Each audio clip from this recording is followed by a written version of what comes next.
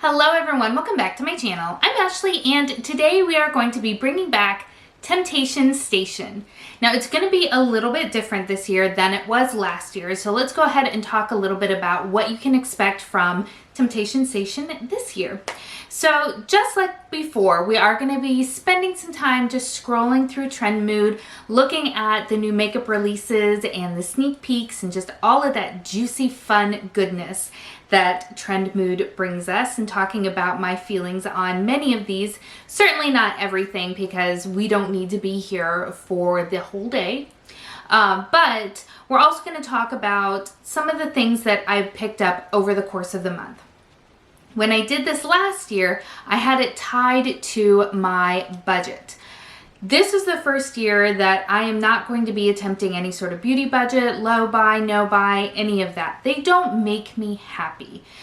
I am not going crazy with my makeup purchases, and in looking back, I don't think I ever really did. I think the reason that my collection got as big as it did, as quickly as it did, was more to do with the subscription boxes that I did, and I loved them, but they brought in so much product so quickly that I did feel really overwhelmed with everything that was coming in, because I wasn't able to really appreciate any of it. Whereas when I looked at things that I had just purchased, yes, I do buy a lot of makeup, I'm not going to pretend otherwise, but it wasn't what was making me feel overwhelmed. And so then by extension, when I tried to do low buys and budgets and all of that kind of stuff in an effort to kind of get that feeling under control, it didn't leave me feeling happy or satisfied. So I'm just not going to do that. So I'm going to, during Temptation Station, also talk to you about any purchases that I've made. Now, I'm still going to have traditional haul videos for larger purchases. So things like the Sephora VIB sale that they do twice a year. If I make a big Ulta purchase or something like that, I'm certainly still going to have those being their own dedicated videos. But for things that I, just sort of pick up here and there, this is a great place to talk about them. So without further ado, let's go ahead and get into what Trend Mood has for us for January. So I just sort of scrolled back in my phone to January 1st, and the first thing that pops up here is the JLo Beauty release. And I'm actually so surprised that I haven't heard anybody talking about this, like, at all. I know JLo is super duper popular, so I figured that people would be talking about her brand left, right, and Thursday, but I haven't seen anybody talking about it at all, and it's been out for about a week or so. I don't think there's anything in here that I particularly need, just because nothing really kind of excites me, but I do find it interesting that it doesn't seem to really excite anybody else either, it would seem. As far as other things, I will say I am such a sucker for the Lunar New Year releases. I think they're freaking adorable, and specifically the one that I'm looking at is the highlighter from Clinique. Clinique does the cutest little embossings and stuff like that, and it is so stinking adorable. Will I buy it? Probably not. I don't need any new highlighters, but gosh, is it cute. It is so, so cute. I'm actually super surprised that Makeup Forever actually has a Lunar New Year release. Makeup Forever hasn't released anything that I have seen, at least, in a while. So it's kind of nice to see them back on the map a little bit. It looks like they've got some powder and, a face color palette. So that's kind of cool. They also have Lunar New Year releases for, what is this? Oh, Gucci. Probably not going to buy any of that for sure. Fenty, of course, has a Lunar New Year release that I'm probably not going to buy. A lot of people are doing it this year. I don't remember it being quite this popular in years past. But now Milani has some new stuff that's coming out, which I'm kind of interested in. I don't know how I feel about their palette, but I feel like somebody recently was talking about some new Milani stuff. So that would be interesting for sure. What else do we have here? Oh, something that I will not be purchasing and that got super duper roasted, and that is the MAC collab with The Sims. Now, full disclosure, I was a huge Sims player, especially early in my college life. So I had the very first Sims and I played it like crazy. The Sims 2 came out. That was probably like the zenith of my Sims obsession. Like, I flippin' loved it. I didn't love The Sims 3. I have The Sims 4. I very rarely play it. Not this time so much because of the gameplay. Although in comparison to The Sims 2, I do still feel that it's lacking.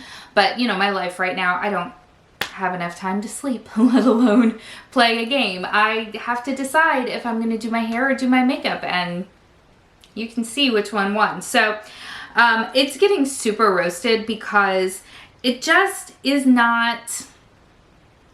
It has nothing to do with the game. Like, there's nothing about it that, outside of the packaging, really says The Sims. They have a huge missed opportunity there, but also the colors are just so bland and uninspiring. Like, this whole thing was a huge miss. I feel like if it had been better, I would have been far more tempted, but yeah, they really missed the mark there.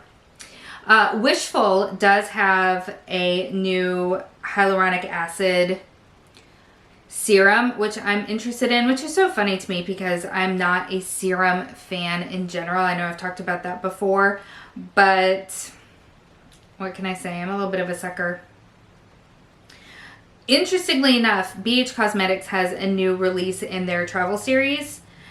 And I'm not going to be buying it. I'm definitely going to be skipping. It's not that there's anything wrong with it. You know that I love that formula so much. These are just not shades that I'm personally drawn to. But the packaging is definitely gorgeous. I do love me some of that. Oddly enough, something, and this is kind of a side note because of something else that I saw, but I am really interested in Lunar Beauty's new release.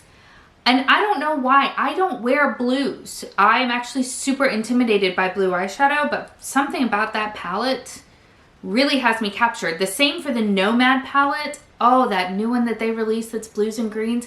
I don't know why I'm so attracted to it.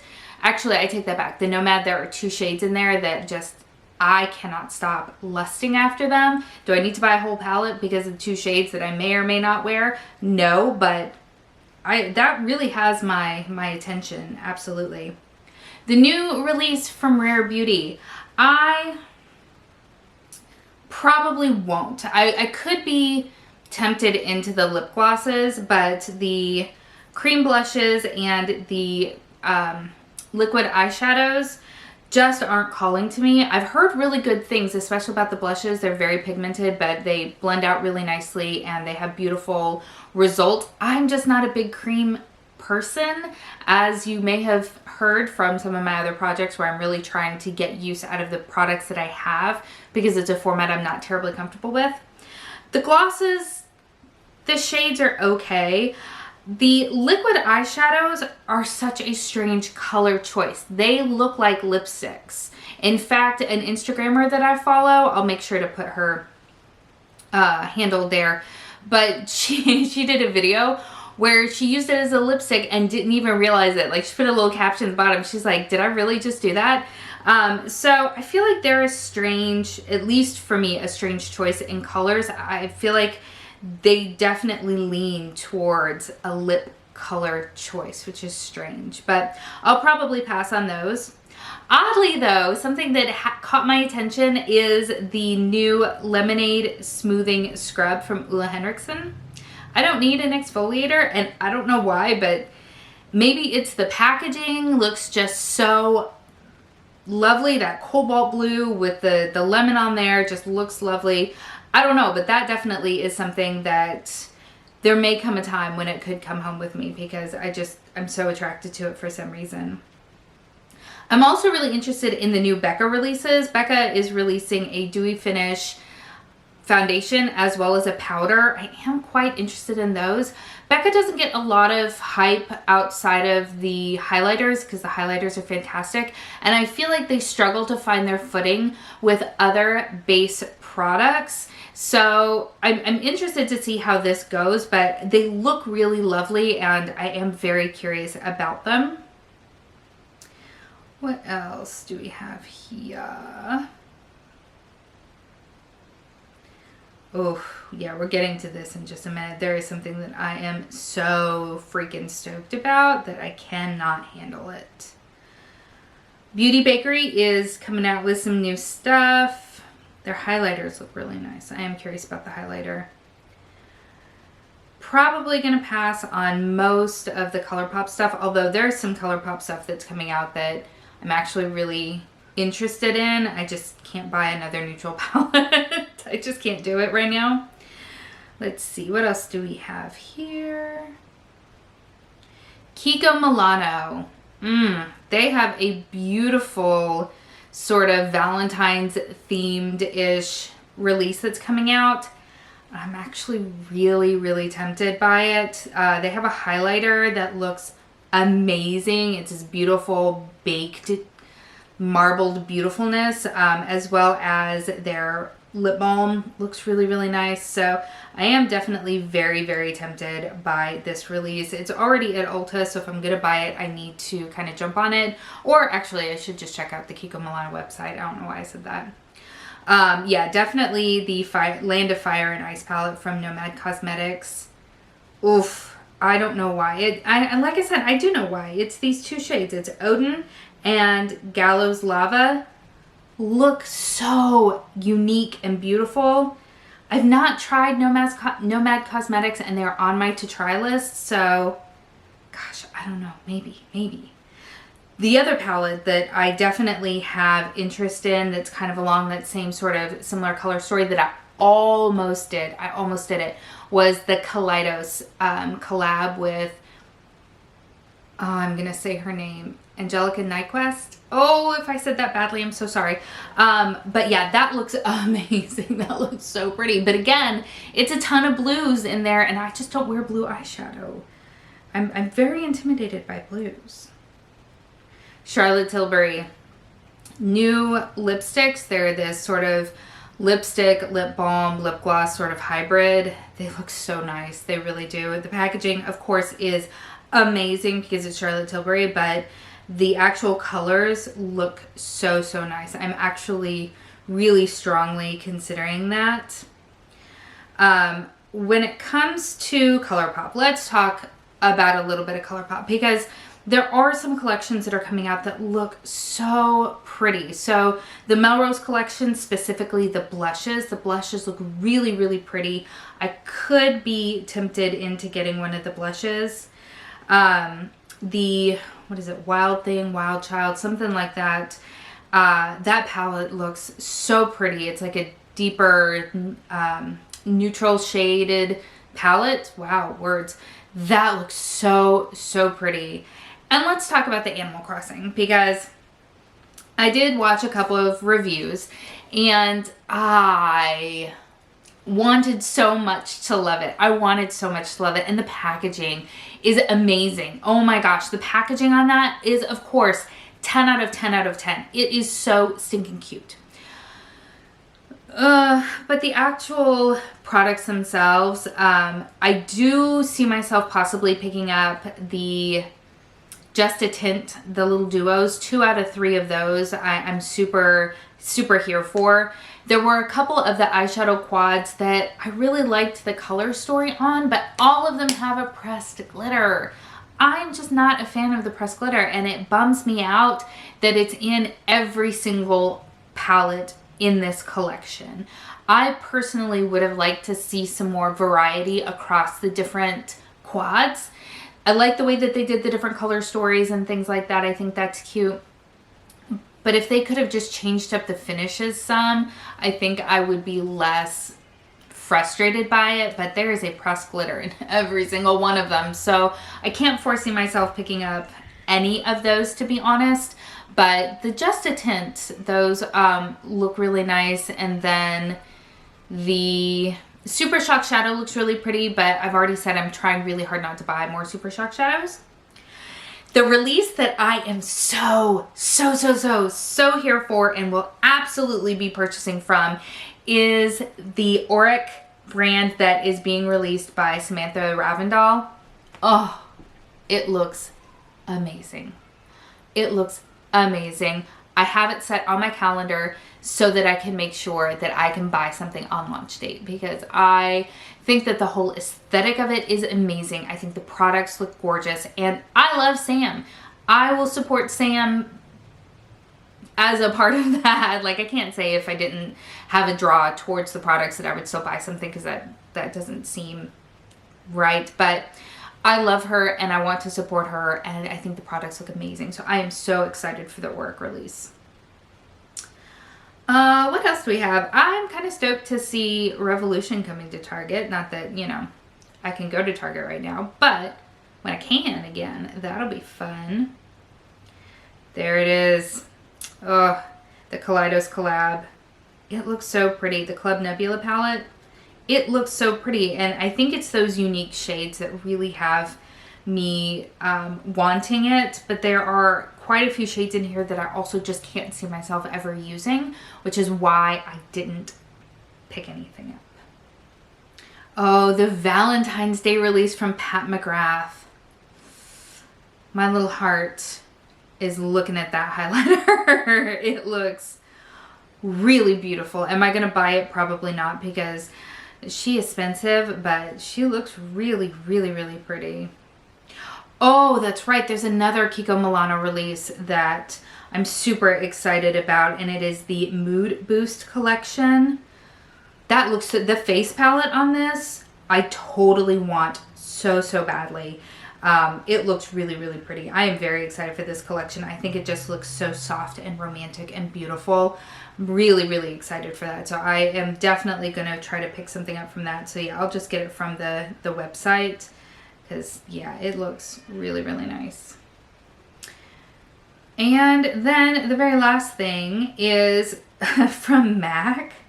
They have a collab that looks incredibly adorable. Is this even, this is probably not even going to be released here, because everything on Trend Mood is not in English. Let's see. It's Keiko Friends. Oh, it doesn't say. Man, but the packaging on it is super adorable. So that is, as of today, what I'm looking at as far as the releases that I am interested in. So let's talk a little bit about what I purchased in January, because I did do some purchasing in January. And the first thing we'll talk about technically was actually purchased in December, but it was so close to the end of the year that I'm just rolling it over into January. So I actually made a somewhat large Charlotte Tilbury purchase. This is my first real dive into Charlotte Tilbury. They had run some nice promotions over the Christmas season, so I ended up picking up the Pillow Talk Quad. I picked up the, what is the name of this one? Hold on. It was a free gift, so I don't remember. I think it's called Darling. What is this? It should say on it, shouldn't it? Am I just missing it? Oh, packaging. Darling, yes. The Darling palette. It was free with any purchase of $100. So, you know, your girl spent $100. So I'm very excited. Oh, it did say on there.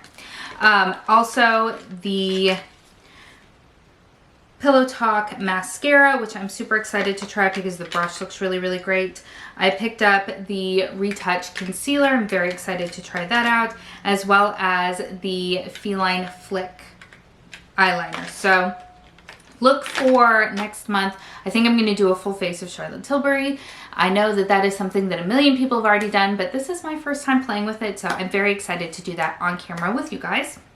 Also, on the 1st of January, I picked up, or I placed an order rather, with e.l.f. When I saw on Trend Mood the Mint Melt collection, I was very excited. I was very excited. So I picked up a few things from the collection. I picked up their eye brush trio, so that will be super fun. I picked up the Mint Melt Minty Fresh Cooling Cleanser. I'm very excited to try that. The thing that really sort of spurred me into this purchase was the Mint Melt Cooling Face Primer. That sounds like so much fun. And then I did pick up the lip gloss as well because it just looks really, really beautiful. I almost picked up the mask, and I held off because I'm so bad at masking, but I do have that on my radar as well. So super excited. I'm sure that I'll use at least a few of those products in a Get Ready With Me in February as well. I had a free gift with purchase, so I got the Hydrating Water Essence, so that's awesome. And then finally, the last thing that I've purchased is a mask. I just said I didn't buy a mask because I don't mask well, and then Ulta had on sale the Sand and Sky Australian Pink Clay Mask, which I have seen all over Instagram, and it has made me want to buy it. And when I first went on to the Ulta website when they started carrying it to try to pick it up, and I was like, I'm sorry, it's how much? I immediately dropped it from my cart, but it was on sale for like half off. So was it still more than I should have spent on a mask? Absolutely. Am I super excited to give it a try? Yes, I am. So that is what I purchased in January.